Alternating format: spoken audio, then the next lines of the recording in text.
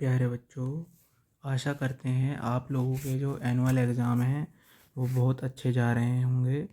अब क्योंकि कुछ ही दिनों में आप लोगों का जो मैथ्स का जो पेपर है वो होने जाएगा, तो जिसकी डेट जो है वो 12 मार्च को है। तो उससे पहले आप लोगों को कुछ बातें समझनी बहुत ज़्यादा ज़रूरी है ताकि आप पेपर में कोई गलती ना करें। तो सबसे पहले हम यहाँ पर देखिए बात करेंगे कि पासिंग क्राइटेरिया फॉर क्लास 8। तो इस बार जो है, जैसे कि आप लोगों को पता ही है कि इस बार पास होने के लिए आपको मिनिमम स्कोर करना ज़रूरी है। तो एक तो ओवरऑल जो है 33% मार्क्स आपके सभी सब्जेक्ट्स में आने चाहिए। तो 33% मार्क्स जो हैं टोटल, वो 100 में से आपको ध्यान रखने हैं, 100 में से आपके आने चाहिए। अब क्योंकि जो आपके एनुअल एग्ज़ाम हो रहे हैं वो आपके 60 मार्क्स के हो रहे हैं, 60 मार्क्स का जो क्वेश्चन पेपर है वो आ रहा है। तो अब आप जब 60 मार्क्स का पेपर करके आएंगे तो उसमें से आपको 15 नंबर लाने जो हैं, 15 मार्क्स लाने ज़रूरी हैं। यदि आपके 15 मार्क्स 60 में से नहीं आएंगे तो आप अगली क्लास में पास होकर नहीं जा पाएंगे। तो ये बात आपको बहुत अच्छे से ध्यान रखनी है। अब इसके बाद ये जो 50 मार्क्स हैं आपके, ये कन्वर्ट हो जाएंगे 50 में, क्योंकि आपका जो मिड टर्म का एग्ज़ाम हुआ था वो भी 60 मार्क्स का हुआ था। तो वो जो 60 मार्क्स हैं वो आपके कन्वर्ट हो जाएंगे 20 मार्क्स में, और जो एनुअल एग्ज़ाम के जो आपके 60 मार्क्स का जो पेपर हो रहा है ये कन्वर्ट हो जाएंगे आपके 50 मार्क्स में। और आपको जो 30 नंबर हैं, जो 15 20 हो गए 70, और 13 मार्क्स जो हैं ये आपके इंटरनल के और असेसमेंट या प्रोजेक्ट के आपको दिए जाएंगे। तो कुल मिलाकर आपके 100 मार्क्स हो जाएंगे। तो आपको एनुअल एग्ज़ाम में 60 मार्क्स में से 15 मार्क्स लाने कंपलसरी हैं। यदि आप 15 मार्क्स नहीं ले ला पाएंगे और इंटरनल में या मिड टर्म में आपके कितना ही स्कोर हो तो आप पास नहीं हो पाएंगे और अगली क्लास में प्रमोट होकर नहीं जा पाएंगे। तो ये बात सभी बच्चे ध्यान से जो है समझ लें कि जब आप एग्ज़ाम करके आएँ तो आप इतना तो आप एग्ज़ाम में करके आएँ कि आपके जो 15 मार्क्स है वो मिनिमम आने चाहिए। एवरी स्टूडेंट मस्ट स्कोर 1350, यानी कि जब वो कन्वर्ट हो जाएंगे तो वो 13 आपके मार्क्स आने चाहिए। जो 60 मार्क्स का पेपर करके आओगे उसमें से आपके 15 स्कोर जो है वो आना चाहिए। तो ये सभी सब्जेक्ट्स के लिए है, ये खाली मैथ्स के लिए नहीं है। तो आप इन बातों का ध्यान रखें। देखिए आगे हम अब इस वीडियो में ये समझते हैं हमारा जो क्वेश्चन पेपर का पैटर्न है वो किस तरीके का मैथ्स का आएगा।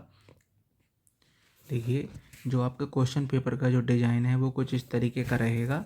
यहाँ पर आप समझ लें, जहाँ पर आपको जो है ABCDE, वहाँ आपको 5 सेक्शन का क्वेश्चन पेपर आएगा। यहाँ पर जो सेक्शन ए होगा वहाँ पर मल्टीपल चॉइस क्वेश्चंस आएंगे जो कि 1 से लेके 12 तक, यानी 1 से लेके 12 तक के जो एक एक नंबर के क्वेश्चन होंगे, जो आपको 12 नंबर यहाँ पर आपको मिलेंगे उनके।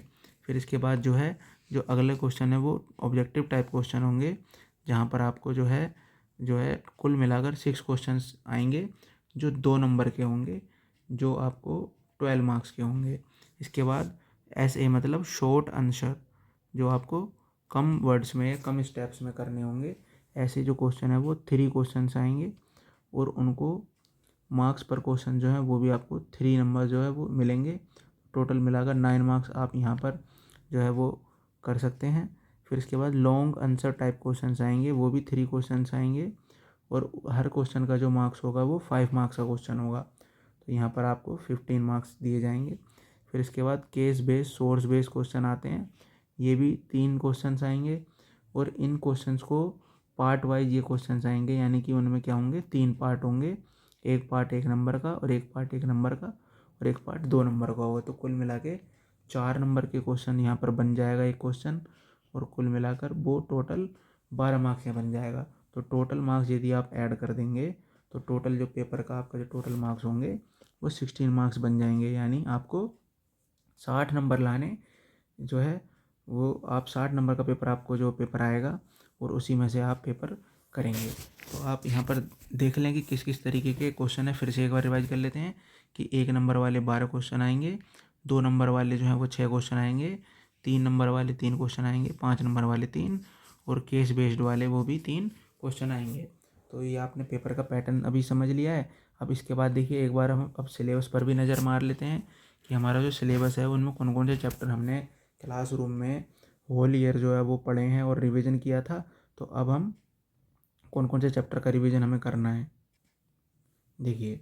तो ये जो है यहाँ पर आप देख रहे हैं कि ये जो आपका एनुअल सिलेबस जो है क्लास 8 का मैथ्स का, वो कुछ इस तरीके का है, जहाँ पर आपको जो ये चैप्टर्स हैं ये आपको रिवाइज करके जाने हैं और आपको इन्हीं में से पेपर एग्ज़ाम में आएगा।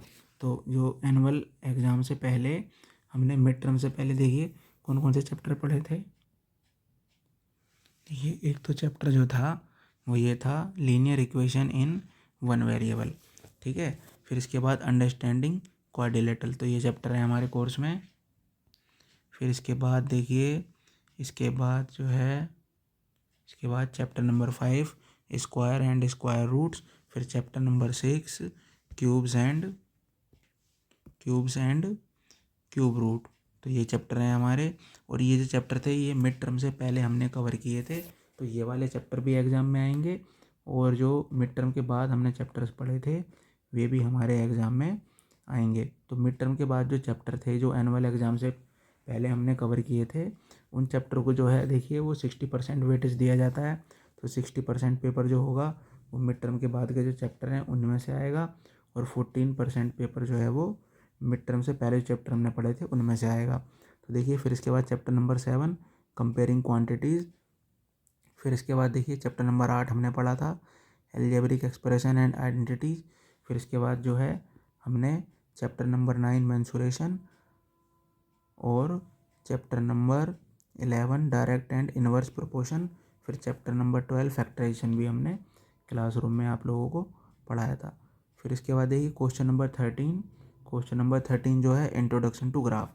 तो ये जो चैप्टर्स हैं ये हमारे एनुअल एग्ज़ाम के सिलेबस में कवर हैं, और इन्हीं से पेपर जो है एग्ज़ाम रूम में आपको देखने को मिलेगा, और इन्हीं से 60 मार्क्स का पेपर बनकर आएगा। तो जो है आपने सिलेबस देख लिया, पासिंग क्राइटेरिया देख लिया, पेपर का पैटर्न देख लिया। तो अब जो है अब इनको ध्यान में रखते हुए आप लोग तैयारी करें, और 12 मार्च को जो आपका पेपर है उसको बहुत अच्छे से देकर आएँ।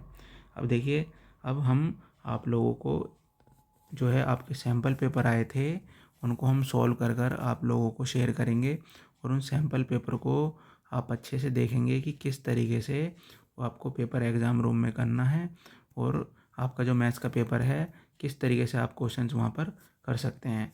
तो अब अगली वीडियो में हम आपको सैम्पल पेपर सॉल्व करके दिखाएंगे।